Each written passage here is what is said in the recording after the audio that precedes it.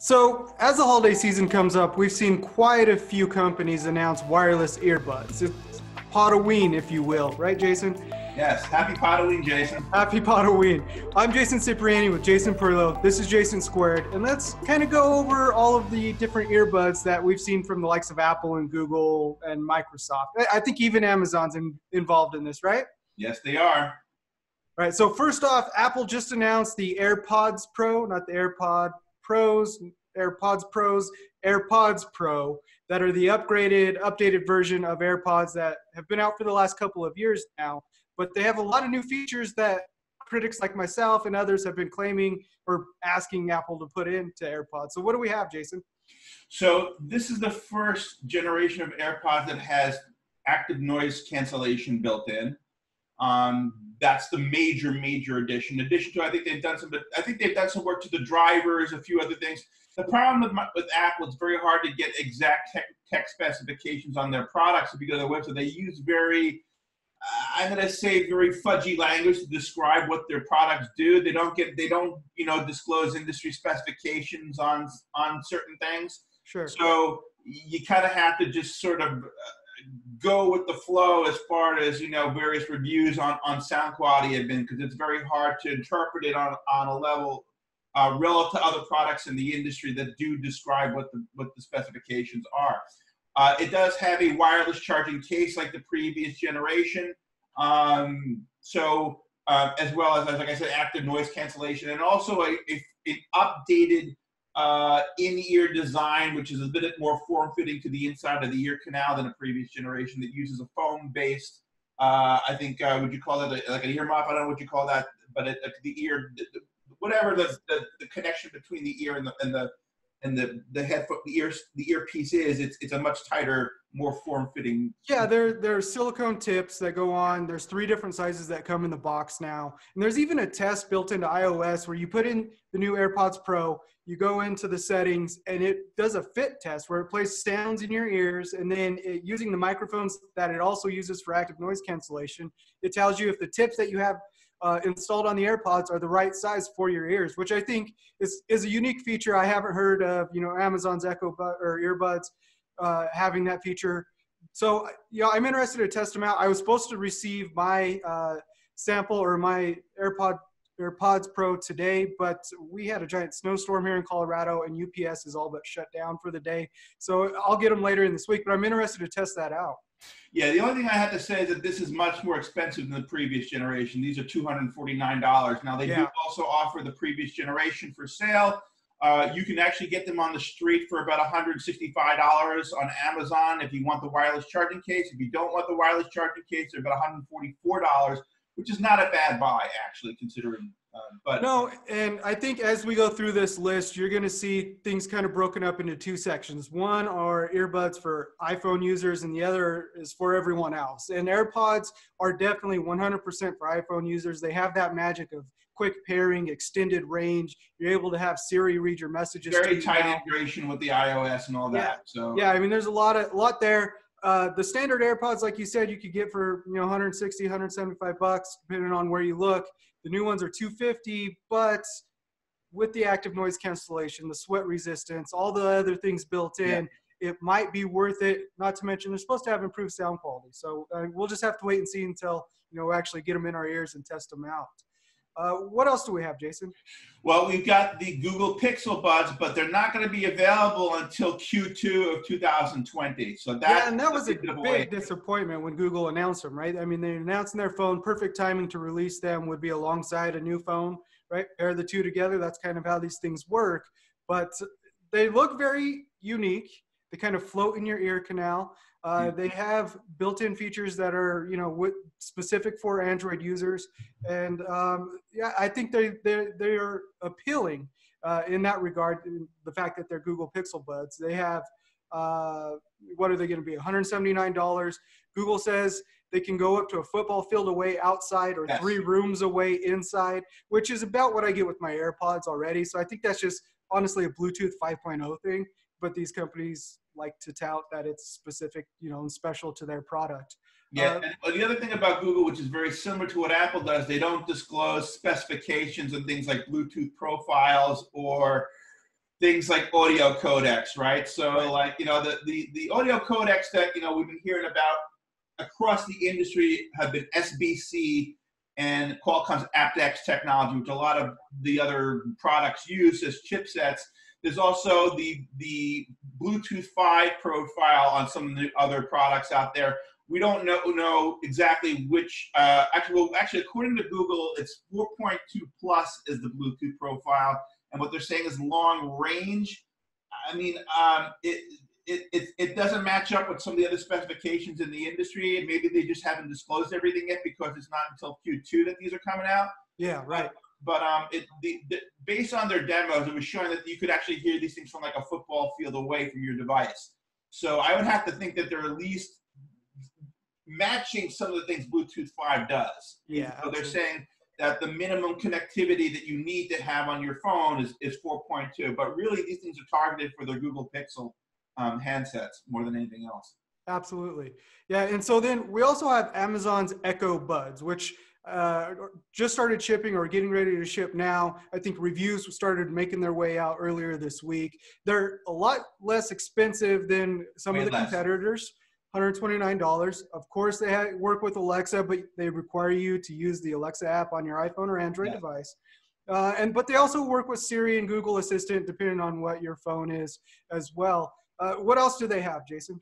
Well, what they don't have, unfortunately, is USB-C or wireless charging cases, which is the important stuff. I get they wanted to make it an inexpensive product. Yeah. But I might have paid $150 for them if they did, you know, because I happen to really like Alexa. The fact that it's ambient, that it works all the time. You know, and I heard that they kind of cheaped out a little bit on the case, the charging case quality.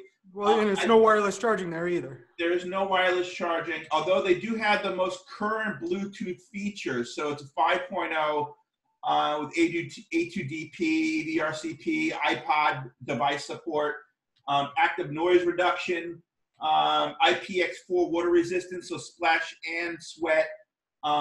So, I mean, and also 20 hours in their battery case, which is a little bit slightly lower than what both Microsoft and Apple have and Google have. But, you know, that's kind of par for the course, I guess, at this point. You know. So. Yeah, I think it's around 5 hours of battery life, 20 hours with the case. So Apple's around 24 hours. You know, we're right in there with these as well. But you know, like we said just a minute ago, you're paying a lot less for the Echo Buds than you are for Apple's AirPods Pro or even the Pixel Buds. So we also have Microsoft's Surface earbuds. And these look pretty unique, right? Yeah, so I mean, Microsoft has gotten into audio products for a while. I've been using the Surface headphones, which are a great product, but they do require, if you're going to use it with an iPhone, and also Android, their Cortana application to do all the full setup. But it is a very impressive suite of technology that they've got integrated into these. Also, the industrial design on them are, I think, better than Apple's AirPod Pro, because even with the AirPod Pro, you get those stupid things that stick out. You don't like the stems? You don't like them? I don't like those. But you know, this I don't know. But Google and Microsoft, I think, are kind of at parity in terms of the industrial design. Google's like completely go into the ear. You can almost not see that they're there.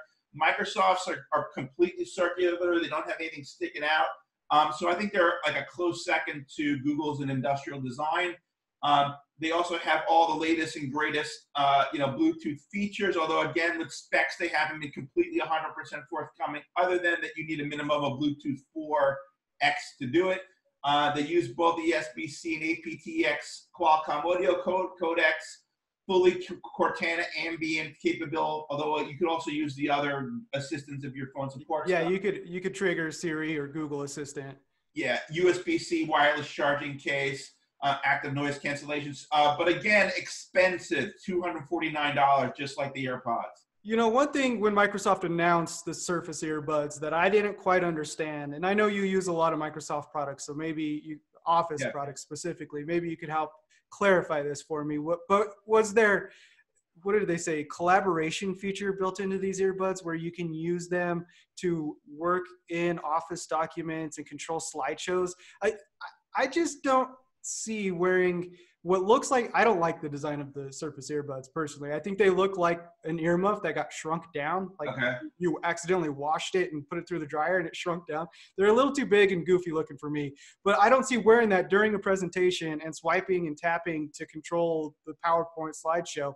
It would hinder the experience, I would imagine. But I don't know, maybe if you said Cortana next slide or something, or I mean, there may be certain voice actions that they've integrated that they've, I don't know. It'll be interesting to practice to understand how it works. I mean, yeah, absolutely. I just thought that was a weird selling point for them. Hey, we have these really great wireless earbuds that do all the fancy stuff that AirPods do. And by the way, control your PowerPoint presentation with them. Just a little weird to me, but that's just me. So I think at the end of this, we have the Samsung Galaxy Buds, which have been out since March. They're really inexpensive. $129 is the list price, but you could find them for under $100 pretty much any day of the week. I reviewed them for ZDNet. I enjoyed using them quite a bit, despite not having active noise cancellation. Right. You do have an ambient noise mode where when you enable it, it's with a long press on one of the earbuds. You can actually, it lowers the volume of the music or whatever it is you're listening to, and it lets in some background noise. So if you're in an airport, for example, and you want to hear a gate change, or be able to hear a gate change, you're able to turn that on, still listening to music, but also hear the loud announcements over. I really enjoyed using that. Also, we didn't mention it, but the Airpods Pro has a transparency mode, which is the same thing. The Beats Solo Pro that were just released, those are the on-ear headphones that basically have all the same features of AirPods Pro. They're just bigger on-ear headphones. Also have that transparency mode, and I've been using those for a couple of weeks, or about a week now, and that transparency mode is really interesting in how it lets audio in and it, decides what audio to let in. Anyways, back to the Galaxy Buds. I really enjoyed using them, but without active noise cancellation, whereas like Amazon's Echo Buds that are the same price have active noise cancellation, it's kind of, hit or miss whether or not you were going to want to get the Galaxy Buds. What do you think? So, I mean, Samsung, I think, did a pretty good job on a couple of fronts. One is they put 4 mics per earbud in their earbuds. Some of the other ones out there, Google only uses 2. Amazon has 3. Microsoft has 2. Apple has 3. So I think in terms of what I understand, and I don't have the Samsung earbuds, so I can't speak to them. But from what I understand is that the microphone, as far as voice quality, has for using it with like things like Skype for business calls and things like that, and telephone calls, that they're pretty clear in terms of their voice replication. I've had actually the opposite experience of that. Yeah, and more so with background noise. They don't really do a good job at canceling out background noise, so much so that if I am using them and I call my wife, I have to just pick up the phone and not use them because that's interesting. Very interesting. Yeah. So are there any other players here? I mean, we've mentioned a lot of big name companies. What about smaller, I see these $20 wireless earbud pitches that are in my inbox all the time. What about smaller companies that are putting out some high quality wireless earbuds? So there is a dark horse in this battle. I wouldn't necessarily call them a small company at this point because they are one of the largest accessories manufacturers for the mobile industry, and that is Anker. You and I talk about Anker a lot in the prospect. Oh, there's your dog in the background. He's obviously, maybe he needs a pair of earbuds for some music or something. But Anker is, one of the largest accessories manufacturers in the mobile industry. Lots of high quality cables. I happen to like their cables better than Apple's for USB-C to Lightning and for USB-C for straight through USB-C for Android. Probably some of the best batteries that you can possibly buy in the industry. Sure. In the last year or so, they've gotten into the audio industry. Now they started with things like Bluetooth speakers. They make some really excellent sound bars. They just came out with a sound bar that has Alexa built into it. So they're kind of moving into the same space that Sonos is as well. But they also have some really nice earbuds. Now that they have a couple, but 4 they've introduced, always from low entry to high end. Their high end offering is only $160, like $150. And it is utterly packed with technology, latest Bluetooth 5 specification, 32-hour wireless charging case.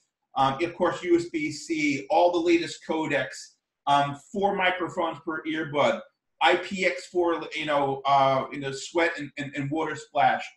They don't look as sexy as some of the other ones, but I gotta say, in terms of their performance, and I've been using them for a couple of days, they're pretty darn impressive. Now, they don't have full ambient support, for the agents, for Alexa and Cortana and Google, but they do work extremely well for especially, and their noise cancellation capabilities are excellent. So Really? if you're looking for something for an Android device, definitely give it a look, because they're really solid.